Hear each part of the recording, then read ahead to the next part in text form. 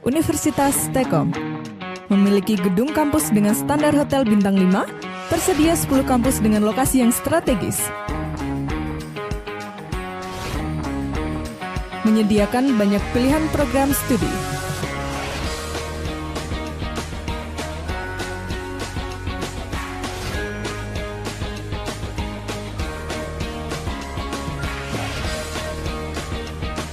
Setiap kelas dilengkapi dengan sarana dan prasarana penunjang pembelajaran yang terbarukan, sehingga proses pembelajaran di Universitas T-Kom terjamin kualitasnya. Tersedia kelas karyawan sehingga mahasiswa dapat kuliah sambil bekerja. Sistem mengajar dosen yang interaktif dan asik membuat suasana kelas pembelajaran lebih menyenangkan.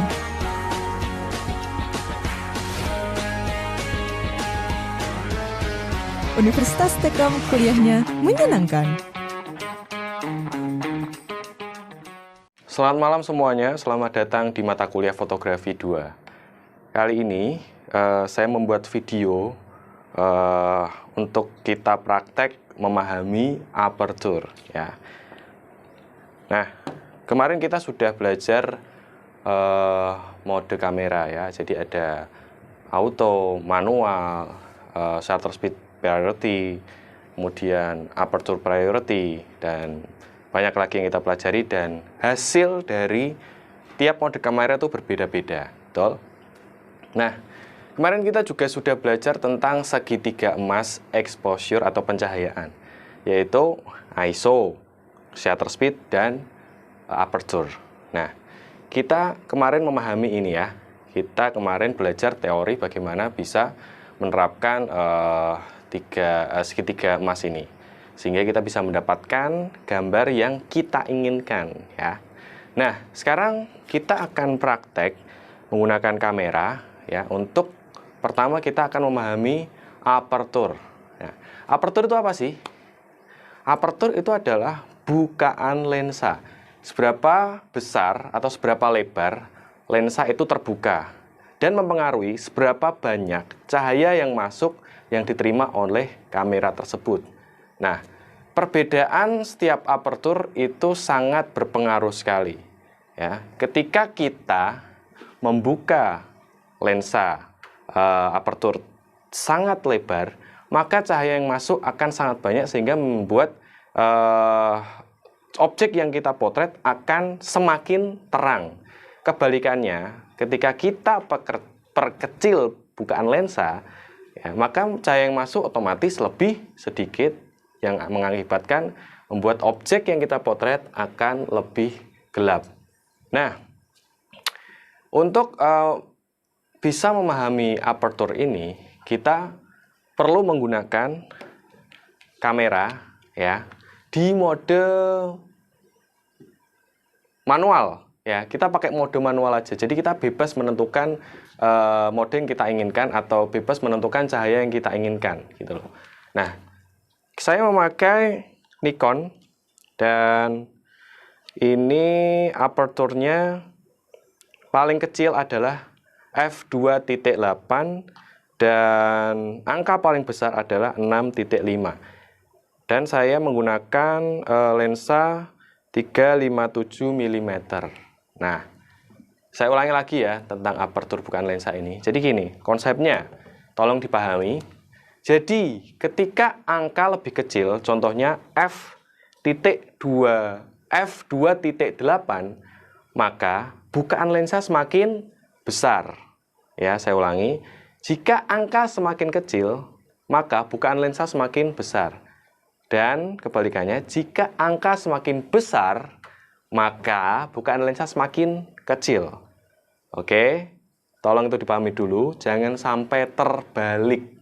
Oke, nah saya akan coba menerapkan atau kita memahami aperture dengan kita memotret objek ini ya, tumbler ini ya. Nanti tolong diperhatikan mode yang saya pakai, susunan segitiga emas yang saya pakai, yaitu adalah ISO, shutter speed, dan aperture. Nanti saya akan tuliskan dan sampaikan pada kalian. Ketika saya motret menggunakan mode ini, hasilnya seperti ini. Saya menggunakan mode ini, hasilnya seperti ini. Oke, kita mulai ya. Yang pertama,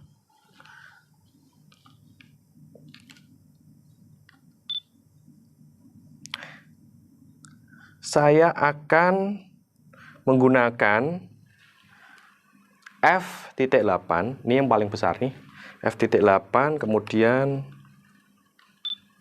ISO-nya. Berarti f.8 ini cahaya yang kita dapatkan ya, apertur f.8 ini cahaya yang kita dapatkan akan semakin sedikit, maka kita perlu mengurangi shutter speed-nya. Saya ini buat shutter speed menjadi 60/3. Kemudian untuk ISO-nya, ISO ya, kemarin kita sudah belajar juga, kalau pengen lebih terang maka angkanya harus makin besar. Saya coba pakai 800. Oke, saya akan foto.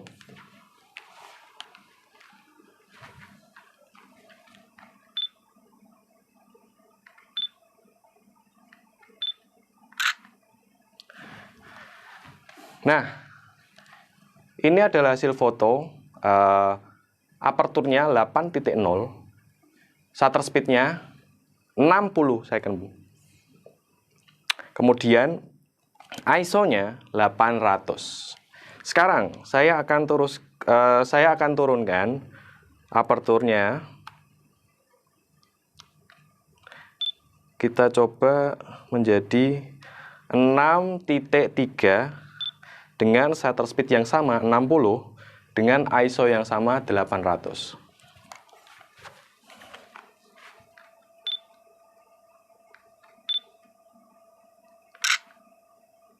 Nah,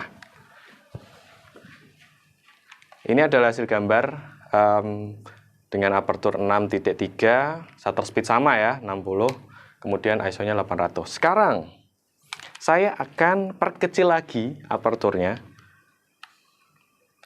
menjadi 5.6 dengan shutter speed 60, kemudian ISO-nya 800.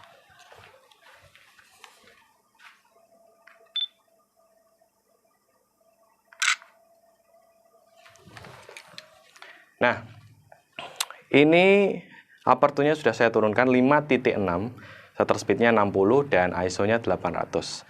Hasilnya lebih terang daripada gambar yang awal tadi. Sekarang saya turunkan lagi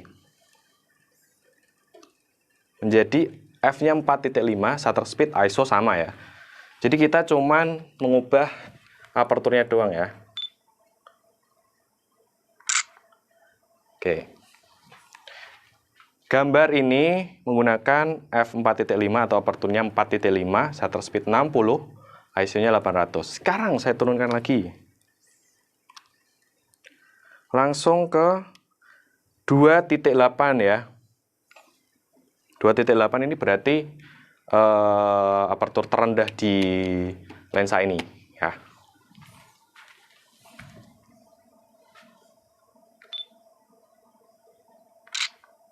Nah, gimana? Hasilnya lebih terang ya.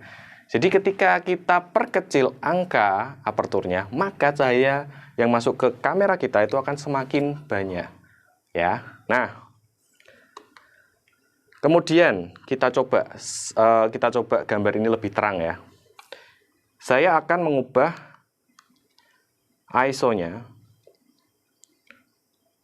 menjadi 1600. Jadi ISO 1600, aperturnya 2.8 dan shutter speednya 60.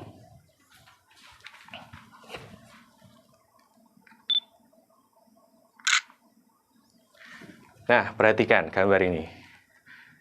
Di gambar ini, cahaya yang kita peroleh itu terlalu besar atau terlalu banyak.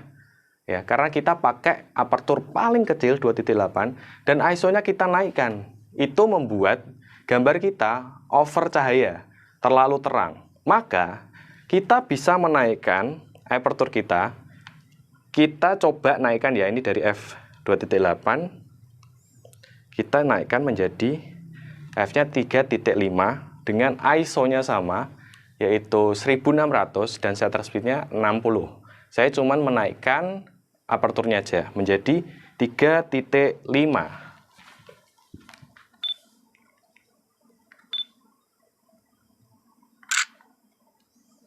Nah, perhatikan. Gambar yang sebelumnya itu ISO-nya 1600 dan aperturnya 2.8, shutter speed-nya 60. Dan sekarang saya cuma menaikkan aperturnya menjadi 3.5. Nah, cahaya yang kita peroleh jauh lebih sedikit. Kenapa? Karena apertur kita naikkan, lensa semakin kecil, maka cahaya yang kita peroleh, yang kamera ini peroleh semakin sedikit. Jadi seperti itu ya. Kalau kita misal ingin memahami segitiga emas pencahayaan, kita harus memahami apertur, shutter speed, dan ISO. Kita bisa tentukan sendiri cahaya yang ingin kita peroleh dengan segitiga emas itu, oke? Nah, sekarang saya ingin cahaya yang saya peroleh, kamera ini peroleh, lebih sedikit lagi dengan saya menaikkan shutter speed-nya ya.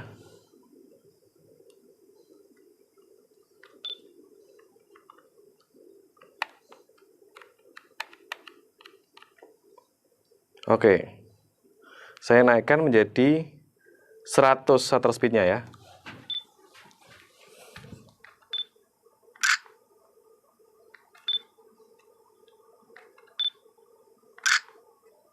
Oke, shutter speed 100, f-nya 3.5 dan ISO-nya 1600, maka gambar yang kita peroleh lebih gelap dari sebelumnya.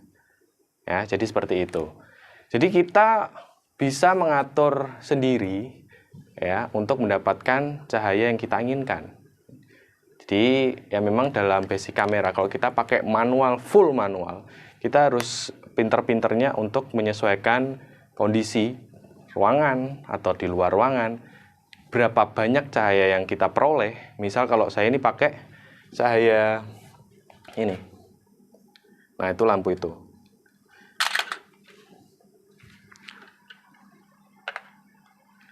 Saya cuma pakai soft light ya ini. Dipakai?